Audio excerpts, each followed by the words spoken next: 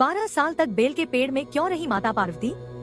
घने जंगल के बीच एक दिन भगवान शिव और माता पार्वती साथ साथ चल रहे थे। चारों ओर हरियाली थी, लेकिन यात्रा लंबी होने के कारण माता पार्वती को अचानक भूख लग गई। उन्होंने प्रेम से कहा, स्वामी, मुझे बहुत भूख लगी है, कृपया मेरे लिए कुछ खाने को ले आइए। भगवान शिव मुस्कुराए और बोले, देवी, इस वन के फल तुम्हें पसंद नहीं आएंगे। माता पार्वती ने आश्चर्य से पूछा, ऐसा क्यों? इस वन में ऐसा क्या है जो मुझे अच्छा नहीं लगेगा?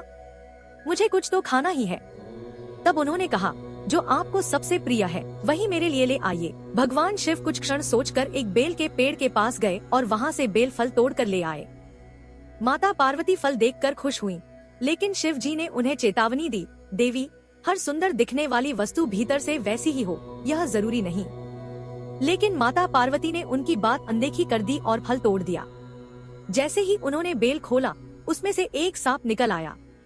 वह घबरा गईं और फल फेंक दिया। उन्होंने दूसरा फल तोड़ा, उसमें से भी सांप निकल आया।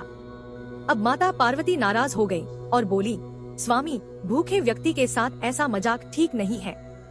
भगवान शिव शांत स्वर में बोले, देवी, यह मेरी लीला नहीं है, यह सब गणेश जी के श्राप का परिणाम है।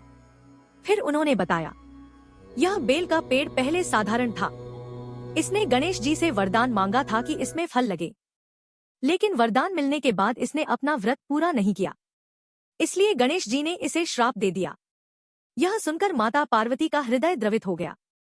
उन्होंने कहा, मैं अपने पुत्र के लिए तप करूंगी और इस वृक्ष को श्राप से मुक्त कराऊंगी। भगवान शिव बोले, देवी, इसके लिए तुम्हें 12 वर्षों तक इसी वृक्ष में रहकर कठोर तपस्या करनी होगी और केवल इसके पत्तों पर ही जीवन बिताना होगा।